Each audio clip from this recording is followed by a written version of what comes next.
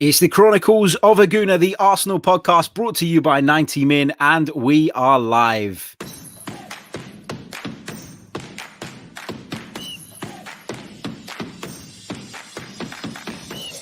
You're listening to the Chronicles of a Gooner, the Arsenal podcast. I'm Martin Tyler, and you're listening to Harry Symeou.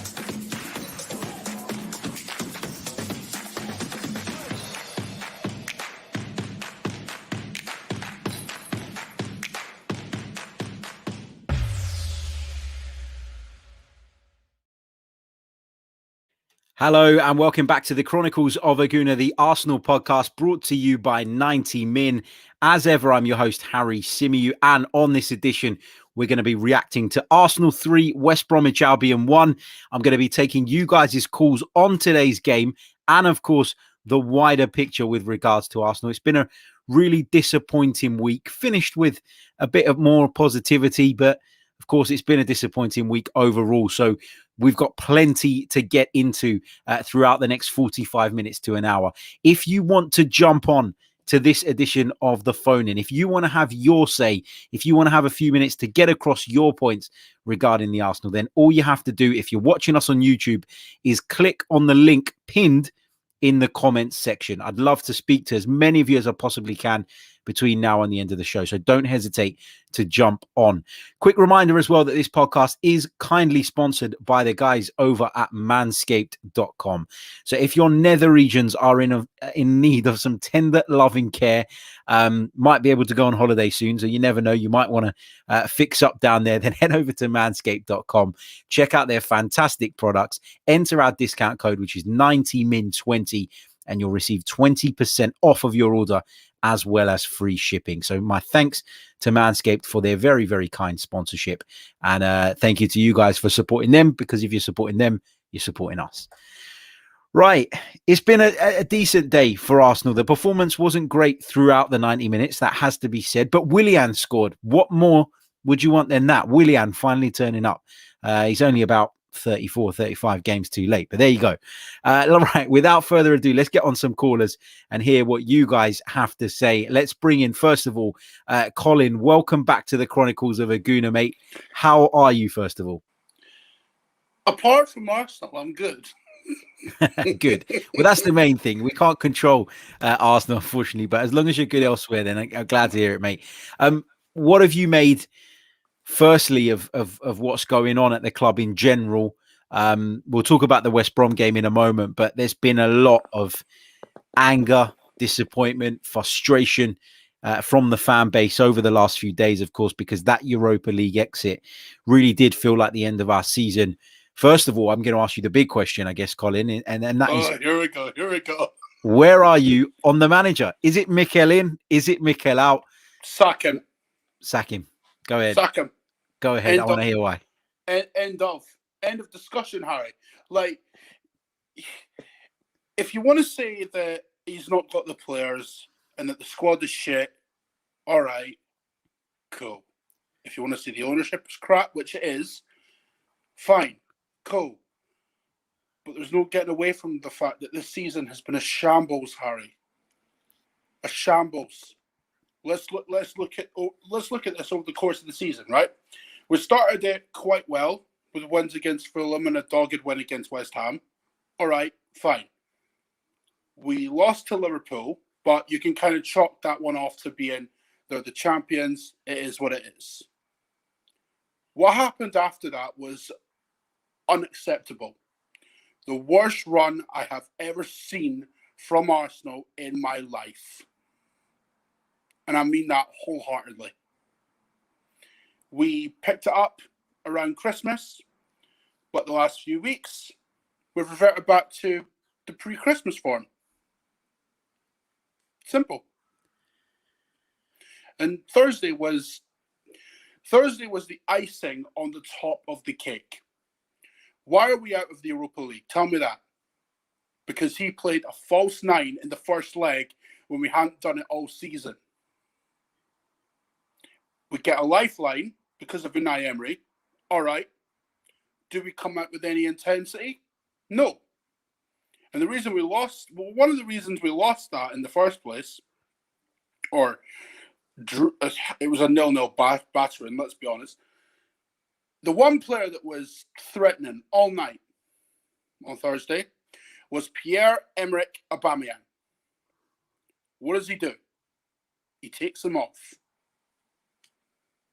And Bellerin plays more or less 90 minutes.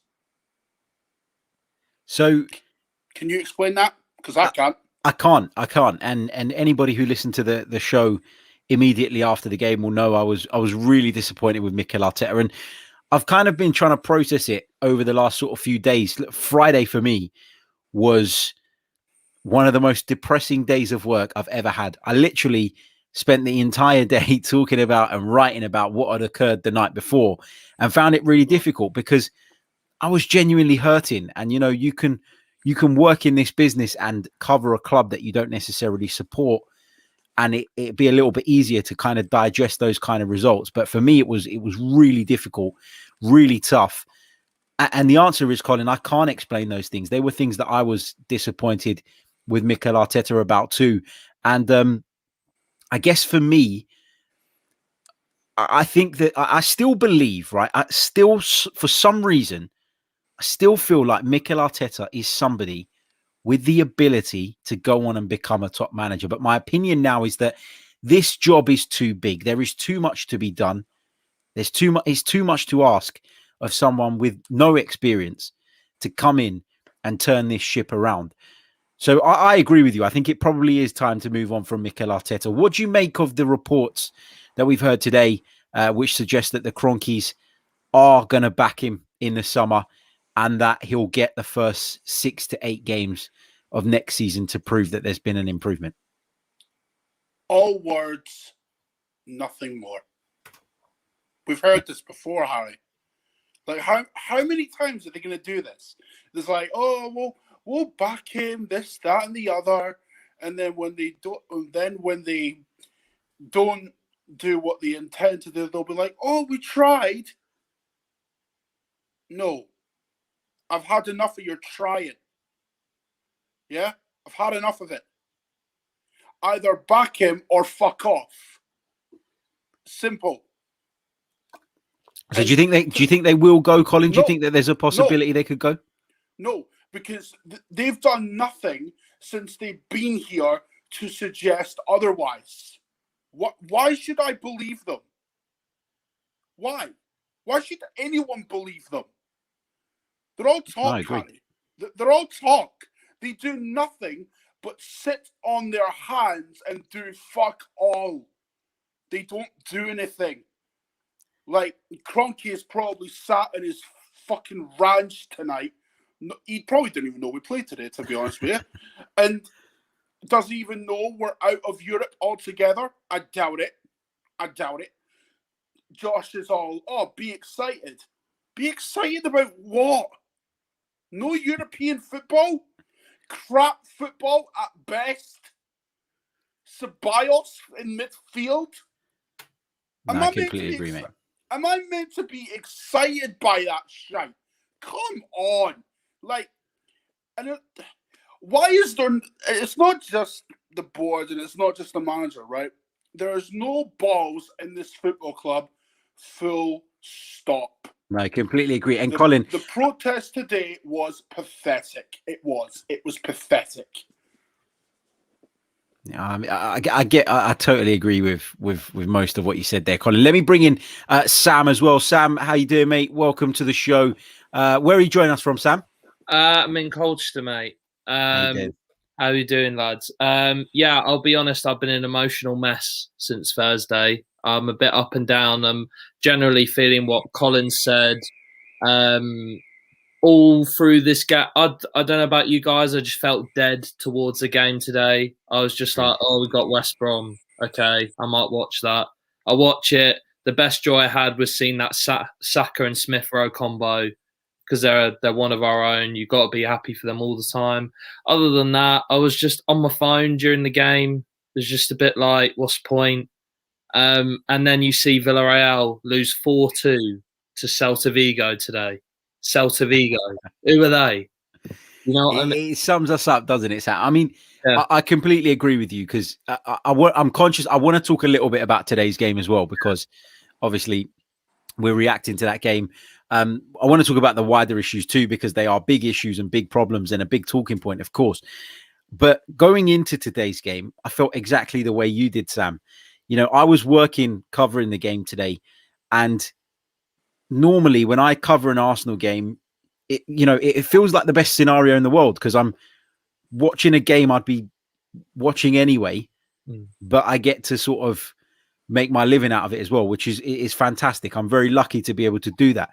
But today it felt like work. It felt like actual work because I had to focus on a game in which I had very little interest.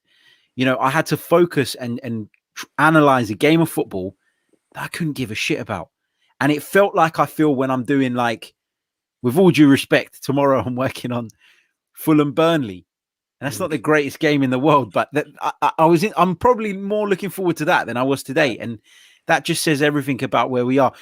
Sam, I want to ask you about the team selection that Mikel Arteta made today, because he literally dropped so many players. Yeah. Do you think he was making a point? He's been saying yesterday that the team needs changes. The squad needs changes. Do you think that he was making a point today by leaving so many of those players out on the substitutes bench? Yeah, I think so. What I would still question is some of the players he still didn't get in. Our season's over. We should try and look ahead to next season. You know, you've got players like Miguel Aziz, you've got Valarin Balogun, who has just signed a new deal, and he's still playing under 23 football. He's not even getting on the bench. And Ketia was there on the bench again. He'll probably be off in the summer. Ceballos is going back to Madrid. We've heard reports we're not bringing him back. So why is he still playing? And then with all due respect, I know Willian played really well today, but when are we going to, is Reece Nelson just going to disappear into the sunshine without even getting a half season look in? I'm just bewildered. I don't really know what the plans are. I don't really know what. I was glad to see Saka at left back, Martinelli up front giving a go. It wasn't his best game, but you know, Gabriel. Why again? What was Gabriel didn't play on Thursday, but he plays against West Brom and Newcastle. I just get bewildered, really. Even though I think he was making a point maybe to, I don't know, Aubameyang again. I don't know. I don't know where. Yeah. I'm stuck on Arteta now, to be honest. Do you know what, Harry? Yeah, I seen something earlier. I seen something earlier. Yeah, and I know XG doesn't count for a whole lot, but I seen something today. Aubameyang's XG is the same as it was in 2017 to 18 when we bought him. So it means he's not converting his chances. Well, it means two things. He's either dropping clangers every week, or Arteta has regressed a lot of these players. Quite frankly, I'd go with the latter, because you've only got to look at, Thomas Partey. The guy he wasn't bad today. Granted, he didn't get a whole lot of minutes, but he's not really helped him in the sense that Ceballos is next to him practically all the time, and Ceballos offers very little protection, if any, at all. So it's like, I don't know. I genuinely don't know what the problem is with Aubameyang. I still stand by the fact, had he kept him on, we might have scored. Absolutely. Bang on. Yeah, I think a lot of people were bemused by that substitution. A lot of people were bemused. The only thing I would say on that, and I'm not defending Mikel Arteta because I didn't agree with the call either, and I was quite critical of him after the game on Thursday. Could it have been to do with Aubameyang's condition? I know you could argue that it was 7-8 minutes left. It seems crazy to think that he couldn't get through that 7-8 minutes, but this is a guy who had malaria. He's talked about how difficult it's been to recover from that. Is there stuff sometimes as fans that we don't know and we don't understand and we take for granted almost and jump to conclusions? I mean, I don't know. But Colin, before I let you go, mate, you said that you'd sack him now. Yeah. Who'd you bring in? Rafa Benitez.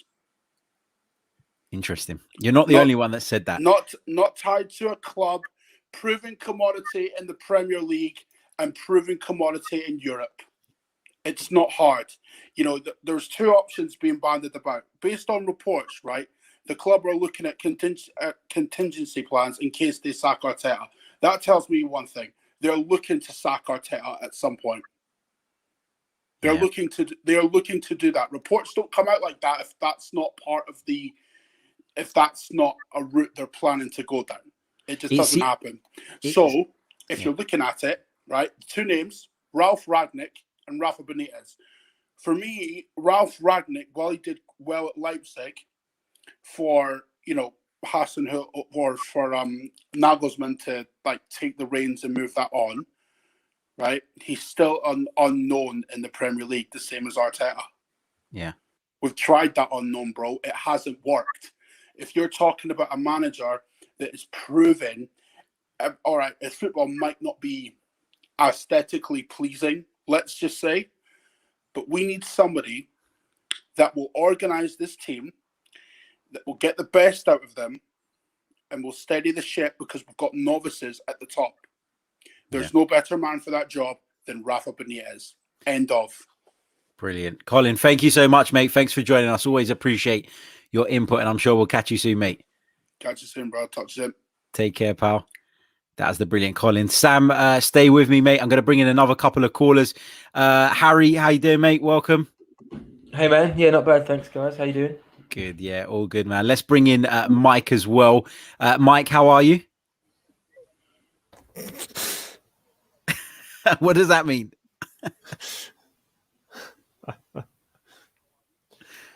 Yeah, hello. I'm fine again. Thanks you.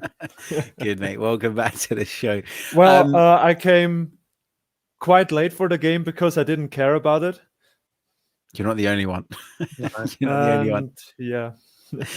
Let me come to Harry first. Harry, you're a regular on the show. You're one of our members, for which I'm really appreciative of.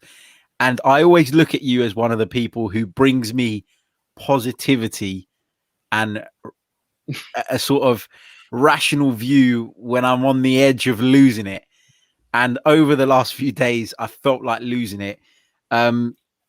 First of all, let's talk about the last few days. We'll come on to today's game in a bit, but what have you made of the whole situation? Look, it goes without saying, right, that we're all devastated at the fact we're out of the Europa League. Many of us had pinned our hopes on sort of going all the way in the competition and salvaging what's been a really disappointing campaign. But having failed to do so, has your view changed on Mikel Arteta? Are you now in the sort of camp of those who feel as though he maybe isn't the right man anymore, or do you still believe that he deserves a little bit more time? Oh, put me on the spot here. I mean, right. So I definitely thought he was the right man for the job, 100%. I don't think it as much anymore. I feel like he can become a top-level manager, and I believe we will see that from him. But when, I don't know. And at Arsenal, it's looking really unlikely. I get the sense that he's a dead man walking. And when it's like that, I feel like it's impossible to turn it around. And I said that when we had that really bad run before Christmas and we beat Chelsea and we managed to gain some good results. But I feel like now, and it's not a criticism of Arsenal fans, but we've now lost the ability to judge things rationally. And even when we look at the lineup today, there was a lot of unhappiness about the lineup. When you think about it, it all kind of made sense. You're playing against a team at West Brom who are still fighting for their lives, fighting for survival.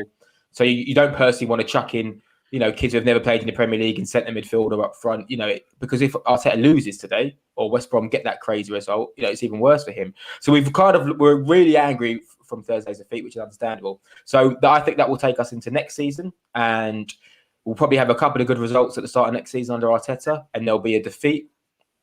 It might be unfair. It might be a last-minute equaliser.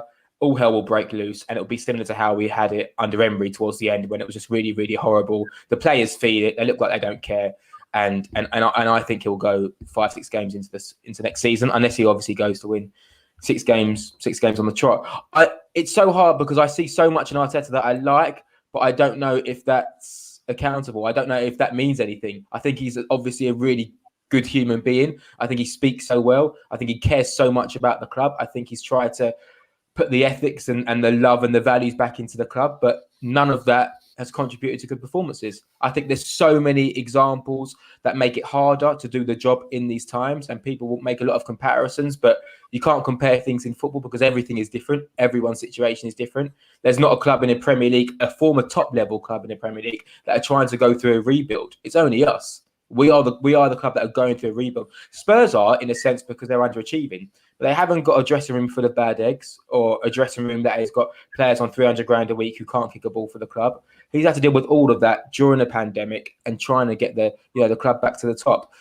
Does that mean making excuses for Arteta? Maybe so, but that's what I've got left. That's what I've got left, to be honest. I've got no evidence to say that he's going to be the man for the job, or I've got a weird excuses, unfortunately. I'm terribly dejected and gutted about Thursday, and the performance from Arteta over the two legs in the Europa League is shambolic, really poor on both nights. Playing two systems that we've hardly ever played. I think we saw a similar system against West Ham in the second half with a couple of centre midfielders, with Partey on their own. But doing that in the second leg was just shambolic, absolutely shambolic. So it's really hard for me to back Arteta. Sorry, I went off on one there. No, that's cool.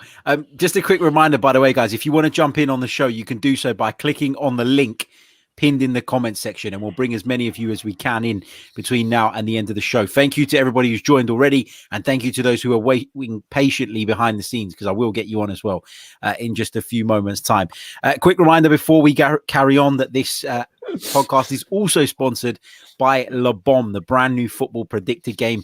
I am playing this weekend again with Rory Jennings, with Lawrence Boovey, with Adam McCullough, and with Elliot Hackney.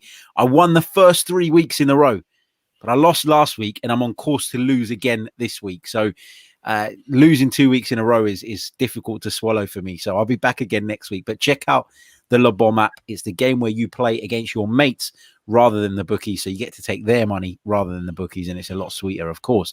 But check it out. The link is in the description. Download the app now. You must be 18 to play it and a UK resident. Mike, let me come to you, mate. Where are you on Mikel Arteta? Have you completely lost your shit with him as well? Because, if Harry is doubting him, then it means it's bad.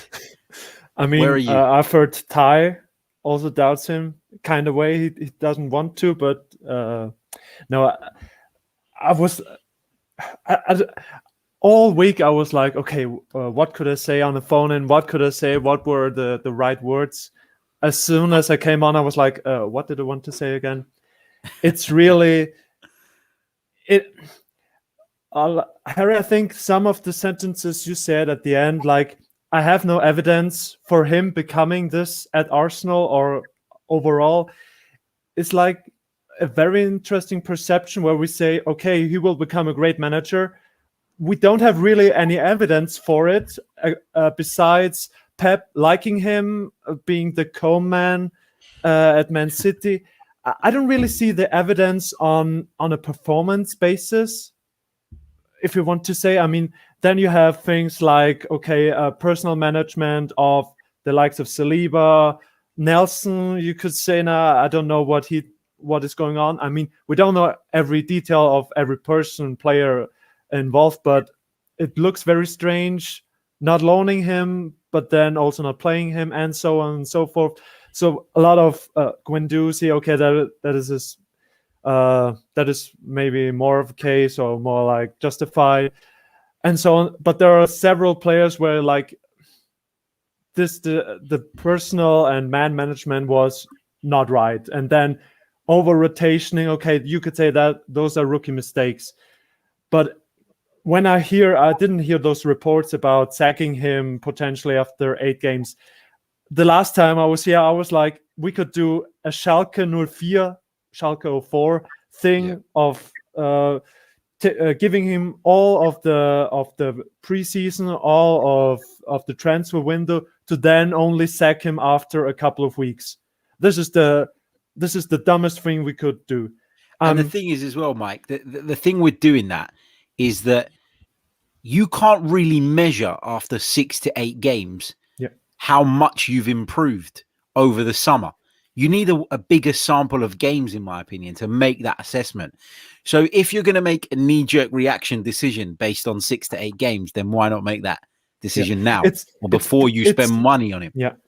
It's like with Schalke 04, they were like, oh, we don't like David Wagner that much, but we want to try it, kind of. We're not really full on, okay, he's the right answer. We are like,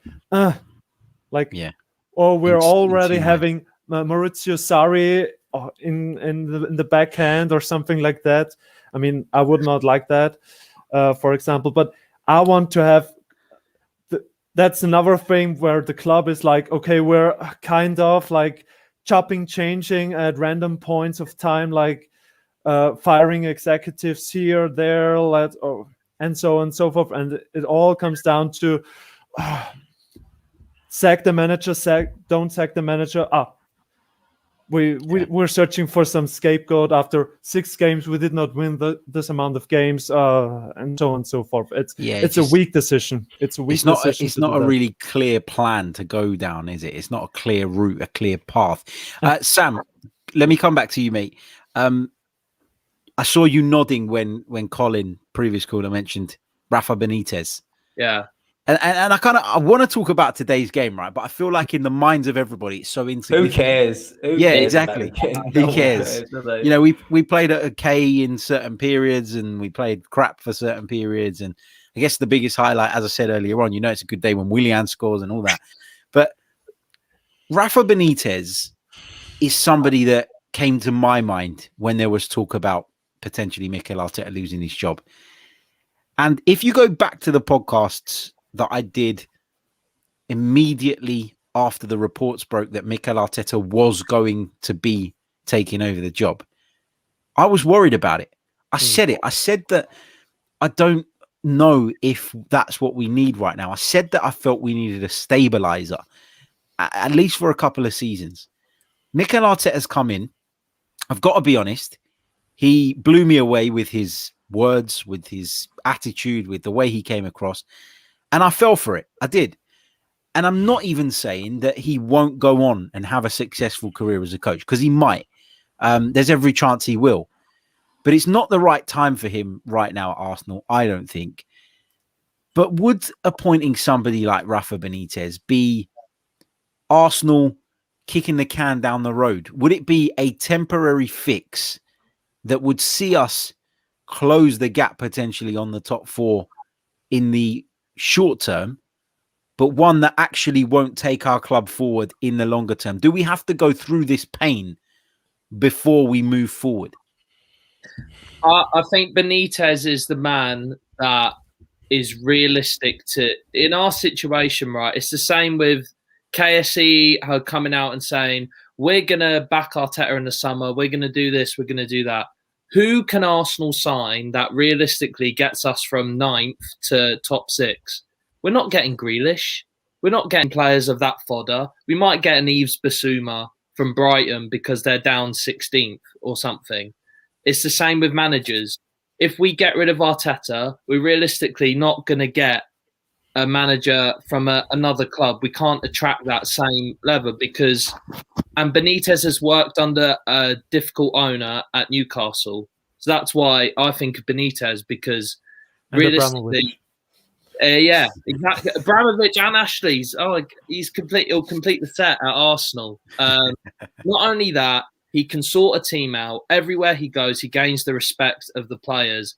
Maybe not at Real Madrid, but his record at Madrid was actually all right. They're a mess of a club as well.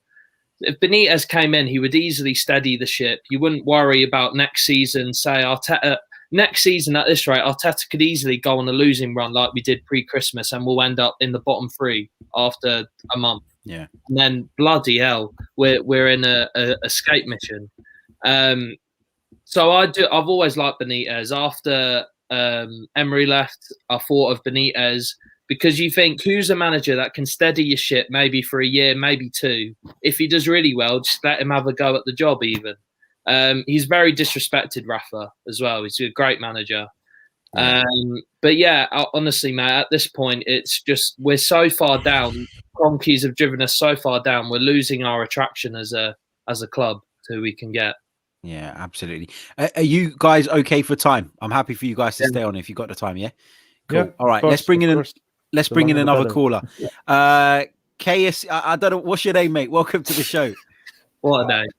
Mine is Marble Horse TV. Oh, Marble Horse TV. How you doing, mate? Welcome. Good, yeah. Well, I know you said you don't want to talk about today's game, but We can though. We should, and we can. Don't worry. Like 5 seconds. yeah, I just want to say very briefly on it that my first thought when I saw the lineup was, all right, cool. Our manager, in quotes, like played Saka left back today, but he was going to play Xhaka left back against Villarreal. Can anyone explain the logic and rationale behind that? Mate, I said the exact same thing. When I looked at the team when it came out on Thursday night, I went, oh, he's going to play Saka at left back. There's no way he's going to leave Thomas Partey in midfield, having to try and rein in Emile Smith-Rowe or Martin Odegaard to help him when things get a little bit difficult.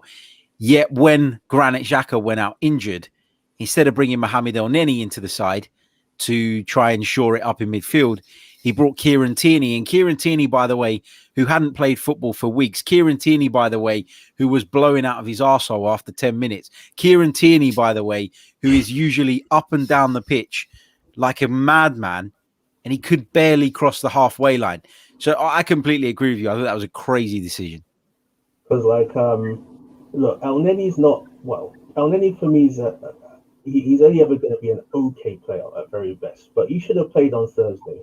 Because Partey, yes, he gave the ball away on Thursday a lot, but I think that's more because Emery targeted him, I think, because he knew, he probably saw Partey was there by himself, so they pressed him. And I think that's why he didn't play well on Thursday. So if we had a double pivot on Thursday, I'm not saying we would have won, but we would have given ourselves a better chance. It seems to me that Arteta didn't want to win the cup, and he wanted to see Big Sam relegated. It seems his priorities were wrong. But regarding the owner and the manager himself, when it was announced after Emery left that we were getting Arteta, I was dead against it because, inexperience. Why are we giving somebody when we're in a crisis? We still are in a crisis. That's why are we giving it to a total novice? It makes no sense. Yeah. So even though I was against it, I was thinking, all right, cool, we'll see how it rolls. And initially, I think were a bit more solid at the back, but that didn't last long. We won the FA Cup, and let's be frank, a certain football club in the borough of Haringey hasn't won an FA Cup in 30 years. And Harry, I hope he gives EDL full shit on that because he deserves it as a Tottenham fan. But I have, mate. Don't worry. He's not talking to me because I said that he should stop moaning about the Harry Kane offside yesterday. He got the right hand with me yesterday. But yeah, the FA Cup obviously was good. Who doesn't want to win trophies? But by the beginning of this season, obviously things declined, and I really thought KSE would get rid of him because of that bad run, but then he managed to salvage it with the win against Chelsea. He had a few other good wins. I think it was against West Brom away and Brighton, and I think it was Newcastle, both in the cup and in the league. But for me, I just think his inexperience is telling. I think he's arrogant. The fact that he thought he could tinker in a huge semi-finals. I think, yes, you could probably say Emery managed the two ties better, but I think it's Arteta who cost us that, really. And yeah, I just think he has to go. I'd have probably got rid of him weeks ago, to be honest. I agree with all of what you say. I think he can go on to be a good manager, but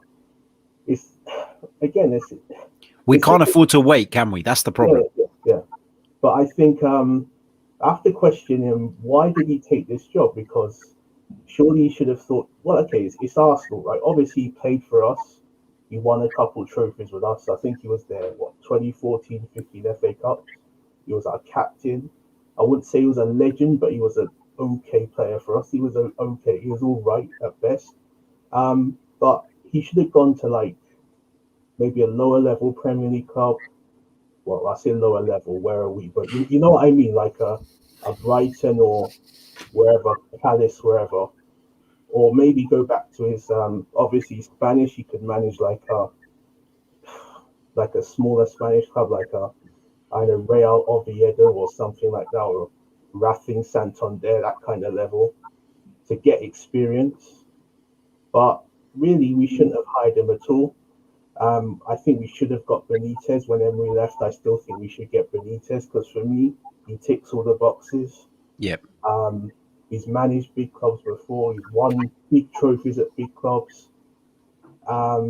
He did the very best he could at Newcastle. And Mike Ashley's even worse than KSE. And yeah, I think the only thing Benitez is age, but I still think he has another probably 4 or 5 years left at the very top level. Yeah. Sorry. No, that's all right. I was going to bring another caller in, but he's just disappeared off the screen.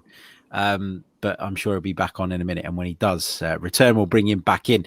I just wanted to put a question to the rest of the guys as well. And I'll come back to you on this as well, Marble Halls. I've got a lot of stick over the last few days, right? As you can imagine. Okay. I took loads of stick when I said that Unai Emery wasn't the right man. In the end, that was the case. And that's fine. Look, I'd never want to see Arsenal fail to prove a point or anything like that. In this instance, I've put my hands up and said that I probably maybe bought into Mikel Arteta a little bit too much. More than I should have done. But I guess what I want to put to Harry just quickly, actually, let me welcome Stan the Man into the chat first. How you doing, mate? Welcome to the show. All right, Harry, thanks for having me on, mate. No problem at all, mate. No problem at all. I'll be with you in just a sec, mate. So going back to the point, I've been getting a lot of stick over the last few days from people saying to me, oh, well, you've supported Mikel Arteta all season. And now you're saying that you're not sure if he's the right man anymore. I don't think I was wrong to want to give this manager one complete season in charge. Now, obviously, that season has come to a premature end because Arsenal are not in the Europa League anymore. Arsenal are not going to qualify for Europe via the Premier League. It's very unlikely. So do you think that it's wrong of a supporter, Harry, to feel like you have to wait till the season's up and see where you're at to then decide? It's not flip-flopping. It's giving someone the time that I felt he needed or deserved before we made a full judgment on him. Yeah, I agree. Listen, I think nowadays it's like we always have to be held accountable for what we say if we make a mistake. You know, if you predict something and you're wrong, there's going to be lots of people saying, I told you about this or I told you so. And in the same respect, a lot of fans want Arteta to pay for his mistakes, and get sacked. I don't think you're wrong for backing the manager or believing in the manager. I think there's some players who we believe in more. Martinelli, gets a lot of talk about Arsenal fans. They want to see many more minutes of him. And that's because we like Martinelli as a player, as a person. We like his attitude. And I like Arteta as a person, not as much as a manager. So you back him. And then when it changes, then you change your stance. That's not flip-flopping. I think as a whole, if you look at us since we let Wenger go, we have just done this.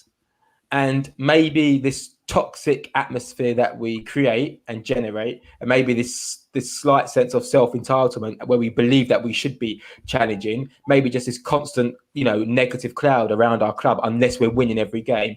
Maybe, it's almost like, well, this was going to happen eventually. And maybe sticking with Arteta, it might be wrong. Maybe showing loyalty, some unity, a bit more resilience, and maybe that will lead us out on the other side. I totally get that people will ask for him to be sacked, but Harry, I think you're right to back a man that you believe in, and I think you had good evidence for that approach because we won the FA Cup, and at times we've looked good. I mean, at times we've looked good this season, but at many times we've also looked like a sack of shit. Yeah. So now we just have to play Project Backtrack and hope that yeah, it works eventually. Let's see. Stan, welcome to the show, mate. Where are you on this whole, Arteta in, Arteta out, shake it all about, whatever you want to call it? We were going to react to the game today, but obviously this is a much bigger talking point. We haven't done a phone-in since Thursday. So I wanted to get you guys' take on this. Where do you stand on it, mate? Well, when he was announced to take over from Emery, I was 50-50. He wasn't my first choice. I was kind of 50-50. I wasn't sour on it, but I wouldn't have picked him first. However, like I did with Emery, I was always going to back him because he's the man that's been appointed as the Arsenal manager. And the reason why I wanted to back him from day one is the last thing that I wanted to see was exactly what happened with Man United when Sir Alex Ferguson went out. Another long-serving manager like Arsene Wenger. And we watched them basically just go through revolving door of manager after manager after manager. Even though David Moyes was the anointed one, practically, it didn't work out for him. And then they went through a period of time where they're constantly trying to rebuild a team and then going back into flux. The next guy comes in, doesn't like what the previous manager did. And that's what I wanted to get away from. So when Unai Emery came in, I wanted it to work. It didn't. When Mikel Arteta was appointed, I wanted it to work for those very reasons. And I always thought that from the day that he was appointed, that I would be able to pass my actual personal judgment on whether I think he's the right man. And I was looking at around about October of this year. That's what I figured, that in a perfect world, that would be a reasonable length of time where I could say, okay, I believe in this guy, I think he's the right man, or no, let him go. However, what I've actually seen is I'm at a stage now where I think to myself, there's a lot of people out there that feel that he needs to have the summer to get some money and to do something with this team. But the reasons why I'm now swaying that I don't think he's the right man for the job, it's got nothing to really do with the personnel. And what I mean by that is, if I'd seen him setting up a team with, obviously injuries prevailing, a solid back four, a solid, that's always working together, a solid formation, or choosing to stay with perhaps the same striker going through the middle, but you could see that he was trying to pick his best 11 every week and it just wasn't working. I could buy into, okay, he hasn't got the right players. When he gets some money, I can see what he's trying to do and he just needs to bring in the right players. But some of the decisions that he's actually making, he's constantly changing the team around. He's constantly tinkering. I don't know when the last time that, Bernd Leno is constantly having the same back four in front of him. I don't know how players are beginning to form partnerships around the pitch because it's constantly changing. So I don't feel that giving him money in the summer is going to be the answer, because the problems that I see has nothing to do with that side of it. It's his in-game management. When he came to us as a manager, one of the things that we were sold on, or they tried to sell him on, was he's really good at improving players. But I don't really see any evidence of that. He gave up on Guendouzi and pushed him away. Someone like Torreira, who speaks his mother tongue, he couldn't make him feel wanted and at home. That didn't work either. So I'm not sure. I tell you where I am. I was 50-50 when he came in, Harry. I'm at around about 80-20 now that I'd like him to go. Like him to move. Yeah, and you're not the only one. And it's not, when I was making that point before about me sort of, wanting to give him till the end of this season to make that decision, it's not that I completely disagree with those who feel the other way, because I feel like for either side you can make arguments, and actually probably the argument that says he's not the right man is a stronger one than the argument that says, keep him in the job, because those who are saying keep him in the job are doing it based on a feeling, based on a hunch, based on a vibe they're getting from him, rather than there actually being hard evidence that suggests he is the right man. Let me bring in Aslan. I thought you could only have 6 people on the time, but obviously you can have more. Aslan, welcome to the show, mate. Where are you joining us from, first of all? I'm from England, mate. Thank you for having me on, Harry. Hello, everyone on the panel. Just brilliant thoughts to have you, on mate. Today's result for me didn't mean anything. The last 4 games remaining, 3 now, are just early pre-season for me. The players that we have under our books who are not our future, who are short-term, examples, Luiz, Ceballos. These guys need to pack their bags and leave. The ones that are still not good enough, but who still get the nod to start, I feel that they're just playing to grow their value. So then come the transfer opens, these players can bring us some good money. Not that we're going to get a lot for them, but they may drive up their value a little bit. And I just feel that we need to bleed in the youth. I'm not saying we should have a whole starting 11 full of our academy players or academy graduates, but bed them in. Keep have them a part of the match day squad. Put them on as a sub, but we've seen on clear evidence that Arteta doesn't do well with subs. But I mean, as much as I haven't been a fan of Arteta for a little while. It was when we lost a few games. The first one for me was the Aston Villa at home. That was that was a major no-no for me. And then when we went away to Wolves, so like on the back end of those shambolic performances, I just lost. Like I wasn't Arteta in, I wasn't Arteta out. I was like, look, let's just give this guy a fair go, because he obviously did do well with winning the FA Cup. To come in half the season, your first managerial role, great achievement. So I thought, go into the new season, this season that's coming to an end, give him a fair crack at the whip. But unfortunately, when we've lost as many games as we have this season, 13 in the league, 2 domestic cups, 3 90-minute games in the Europa, it's very, very hard now for anyone to back him. And I'm not here to say to anyone, look, I'm not trying to convince anyone to, if you're still Arteta in, or if you still feel he deserves a chance going into next season, I'm not here to convince anyone, stop. Because at the end of the day, the way you feel that you're a fan, I feel differently. And this is fine. I'm not here to score points. I'm not here to tell anyone, I told you so. You were wrong. I was right. I'm not into that ego stuff. For me, at the end of the day, we're all fans. We all have opinions. Can they differ? Yes. But there's no, I'm just sick of finger pointing within our fan base. Yeah, that's the thing that drives me absolutely mental about the Arsenal fan base as a whole. We can't seem to unite for anything or for anyone. And that drives me mad, because we sit here and we pull each other's opinions apart. Not here, I'm really lucky that on this show, on this podcast, when we do these phone-ins, we have people that come on and they have different views, but they express the views in a good way. There's a respect for each other's opinions.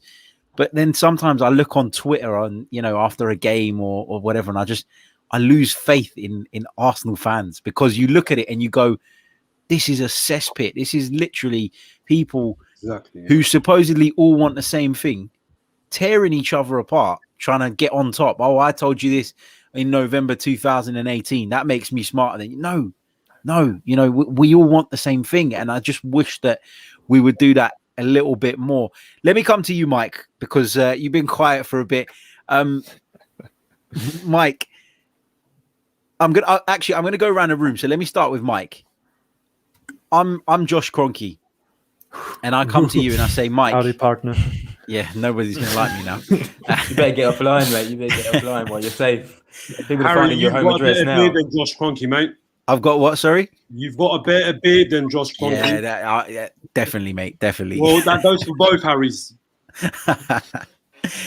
So I'm Josh Kroenke, Mike, and I come to you and I say, listen, I don't know nothing about soccer, right? And I don't know whether to sack Mikel Arteta. I'm going to make a decision tomorrow morning. Tell me what to do. What are you doing? Literally one word answers: sack or keep. Where? And I'll go around the room, starting with you, Mike. Okay. I thought of a little bit more words, but sack. Go ahead. Sack. Sack. I just watched Juventus versus AC Milan. Yep. Commentating a little bit with a Juventus fan, and I was like, yeah, this nightmare is also over for him. They lost symbolically 3-0, and it's a very similar situation. They want to keep him in some reports, but it makes no sense. There's no result-based evidence for it. Okay, so sack. Full stop. Marble Halls, where are you, mate? Sack or keep? Sack. You give him the summer. Okay, we'll get some probably not world-class players, but some good players. But again, there's the assumption that he's going to improve. I just think he's out of his depth at this stage of his career, so he has to go, in my opinion. Stan? For me, it's sack, but it's got to be on the proviso that you do like what Chelsea did when they brought in Gus Hiddink for a short time. You bring in like a Rafa Benitez for maybe 18 months or so to steady the ship and help build the foundation. And then you look for an up-and-coming manager to take over. Harry? Are we going to get our first keeper of the night? That's the question. Yeah, I'm going to say keep for the reasons that Stan mentioned about Man United and the chopping and changing from Moyes, Van Gaal to Mourinho. 3 experienced, 3 proven managers. And who's the man that's finally brought them some happiness?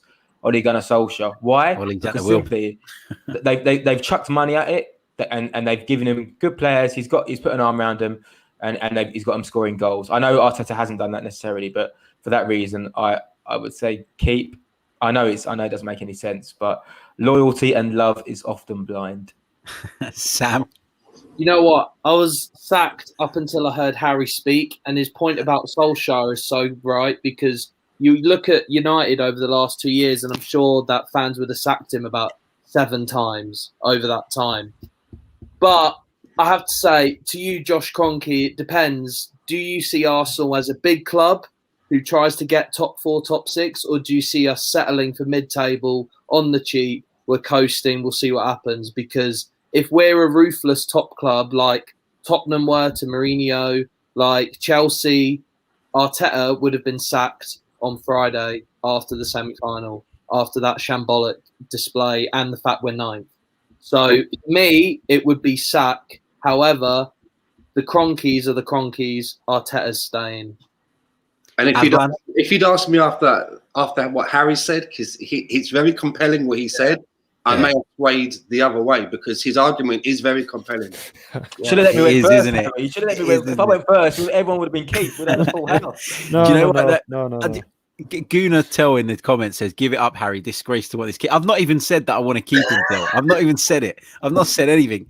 He's probably talking to me. Don't worry, mate. Yeah. Oh yeah. Sorry. Yeah, it might be. Yeah, I forgot your name's Harry as well. There you go. Aslan, keep or sack, mate? It's got to be a sack from me for the reasons being he's underachieved. He hasn't hit his targets. And the evidence is clear as day. Like I said, he's lost too many games for me. He's mistreated a lot of our players, confidence-wise, and he's had a lot of favourites. Example, Willian. He's played 30-odd games. Yeah, today he scored a banger, but I wanted to see that 20-odd games ago. Yeah, exactly. It's a little too late, but Arteta is not the sole reason of our decline. Let me just get that straight. Like, as much as I don't feel Arteta is the answer to take us forward, yes, the buck stops with him on how the team perform on the pitch. But firstly, how our club is run, the buck stops with the Cronkies. And unfortunately, for many, many, many years, they have shown a lack of ambition.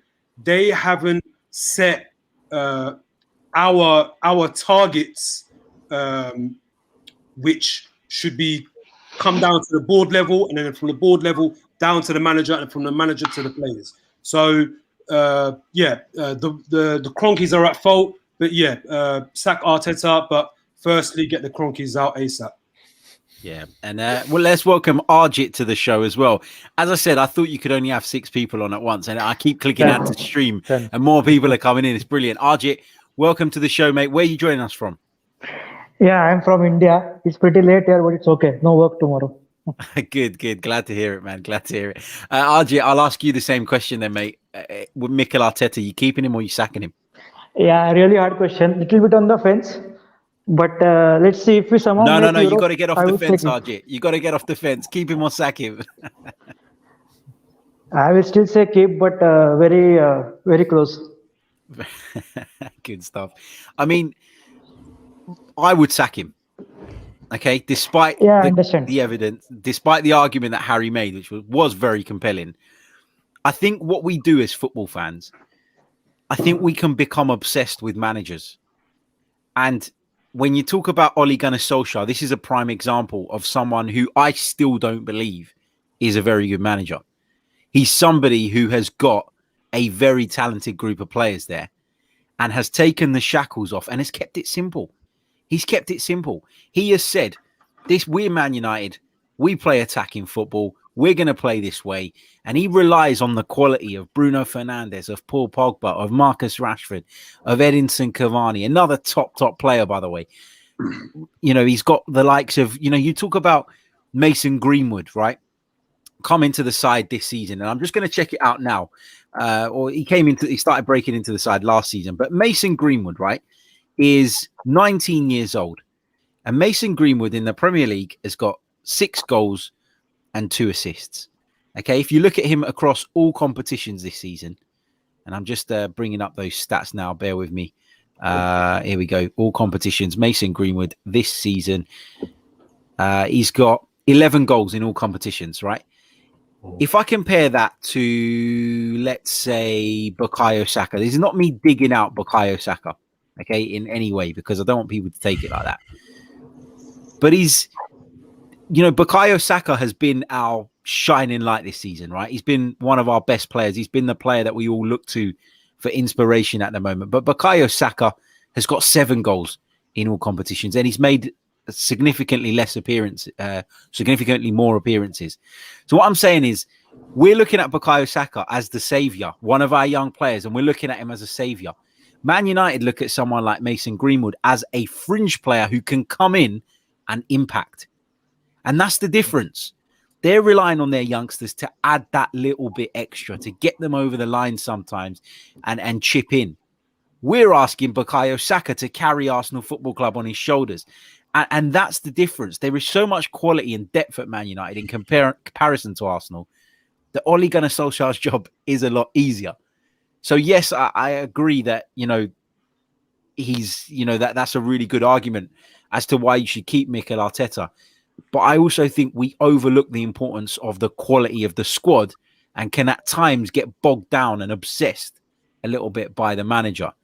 Arjit, let me come back to you, mate, because obviously you've just joined us. We've only got a couple of minutes left, but what did you make of the game today? What did you make of the performance today? And were you surprised to see Mikel Arteta select the team that he did? Yeah, actually, I didn't see it much, but I was expecting. I was surprised to see Symeou, to be honest. Like many people, he hasn't been good at all. But who else he could have selected though? That's the other thing. Like Elneny and who else? Because Xhaka was also not there. So the lineup was a little bit surprising with 1 or 2 selections. The Saka thing was good. That we finally got him at left back. But yeah, as many people said, like why didn't you do it in Europa? Yeah, exactly. That's the big question, isn't it? Just a quick reminder, if you are watching us live at the moment, please do smash the like button. It really, really does help. And subscribe to the channel if you're new. If you want to become a member, you can do so as well by clicking on the link in the description. Let's go around the room one more time before we wrap it up.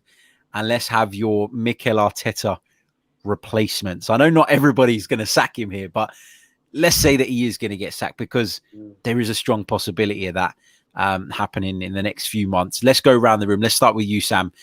One word answer. Who's going to be your Mikel Arteta replacement? This is the board. This is the Arsenal board meeting, and we're going to make the decision tonight.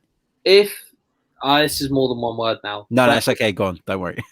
if money's no object, you break the bank, you go get who you want. I'm getting Antonio Conte. Yeah, I love Antonio Conte. Harry? Well said. Just quickly, Arteta deserves to be sacked, but curiosity means that I want him to stay. But I totally feel that he should be sacked based on the poor performances. Just had to get that out there before anyone thinks I'm totally delusional. In terms of a replacement, talking of delusional, I'll go Allegri. Stan? Alan Pardew. No, I think it's Alan Partridge for a second there. When you said Alan. I would go Maybe with Sam better job, Allardyce Alan will be Partridge. free. I'd go with Ten Hag from Ajax. Interesting. Ten Hag has recently added an extra year to his Ajax contract, but that could be Ajax protecting their asset as well. You know, this wouldn't be the first time we've seen that. Marble Halls, mate, who would be your Mikel Arteta replacement? Primary choice Benitez. Second option, I'll say Brendan Rodgers. Interesting. Brendan Rodgers into the mix. Mike, who are you going with? I would go with Ralf Rangnick, in the sense that he would do practically everything from scouting to everyone says in Germany, okay, if you sign Rangnick, he is the man for everything because he wants all the power in his hands. And then we would have someone with football competency at the club for once. I would go. Hasenhüttl would be another shot, but okay, that's a little bit patriotic on that sense. But Benitez would be the best sense if the surrounding structure stays the same with Edu and KC, which I don't want to do. Yeah, agree with that. Yeah, I agree with that. Aslan? Well, I mean, you guys nicked all my my list, so I'm going to say Big Sam. Big Sam? Yeah. Long Ball FC. Nah, honestly, all the names you mentioned. Okay, one I think you haven't mentioned, Luis Enrique. Is he still the Spain national manager? Believe he is, yeah. If he still is, I reckon you could get him. But ultimately, it all comes down to the the ownership. It's their lack of leadership. It's their it's literally down to them who they want to hire. Because last year, correct me if I'm wrong, when we went with Emery, we interviewed a numerous amount of managers, and Allegri was one of them. But apparently, news broke out that this guy was very arrogant. But in my opinion, he's earned every right to do so. The guy's a seasoned manager with real pedigree. He's won numerous titles in Italy with Juve. Won the league with Milan before that as well. A lot of people forget that. There you go. Well, I mean, I have to say, Harry, your knowledge of the Serie A is better than mine. So it's just down to our owners if they have real ambition. But they can't prove anything to me anymore. You know, they've been involved with Arsenal Football Club for over 13, 14 years now. Yes, the last year or two they've had full ownership, but I just want them out. We just need a new set of eyes and a new vision going forward. Yeah, don't disagree with that. Arjit, who would you go for, mate? Yeah, I'm going to stick with a similar choice as Aslan. Enrique and Benitez. Benitez seems more realistic, but I want to just ask one thing. I think that our team is a bit more suited to counter-attacking play because the best we have seen from Arteta before he had joined. After he had joined, immediately after he had joined. That was the counter-attacking football. I think Benitez might be able to get the best out of that. And even Enrique, if you remember his Barcelona team, they used to play a lot on the counter-attack. So I think with Pepe, Aubameyang, Saka and all these fast players, it might suit these managers. No one said Wenger then. No, nobody said Arsene Wenger. I call me mad, but I do want Arsene Wenger back in some capacity, but not as a manager. Well. Yeah, not as a manager. I'll take him as a vice president, but not as a director of football or anything like that. I think that's not to disrespect him, but I think he used to hate director of football, so I doubt he will be director of football. Yeah, he used to hate that, didn't he? He used to hate that. He I really would did. see him as a real father figure. Like he's coming over, like, oh, grandpa is visiting us today. Oh, let's all come over. Let's all come together. United every week, isn't it? He goes Yeah, to- I'll tell you what. I bumped into Arsene Wenger a few months ago in Boots. He was buying toothpaste, so he is human. He does go and buy normal things like toothpaste. There you go. I was completely starstruck. I was like, "Is that Arsene? It can't be. He's in the Colgate section. It can't be." But it was. Did you get a selfie, Harry? I did. I was shameless. I thought, nah, it's Arsene Wenger, man. I got to do it. Got to do it. Yeah. But there you go. Right, guys. Did he tell you which transfers will come into Arsenal? I just remember, like 2015, Adrian Rabiot, Edison Cavani, and the plane. I still have it in my head where some fans saw Wenger in a plane to Paris, and everyone said, "Oh, he gets Rabiot and Cavani over the line," and made a selfie of it. I still have that picture in my head. He said to me to place a bet this summer on Solomon Kalou coming to Arsenal. Watch this space. There you go. I'm joking. Right, guys. Mbila will also come. Right, guys, we're going to leave it there. Thank you to every single one of you who's tuned in throughout the show. Thank you to all these wonderful guys who have joined me as well to have their say. It's been an absolute pleasure having every single one of you on. So thank you so much. Don't forget to smash the like button on your way out if you haven't done so already. Make sure you subscribe to the channel if you're new. Check out manscaped.com for your male grooming needs. Enter the discount code, which is rolling across your screen, 90min20, and you'll get 20% off plus free shipping on your order. We'll be back very, very soon with more Arsenal content. Until next time, take care of yourself. Stay safe. I can't find the outro to roll it. There it is. Ciao.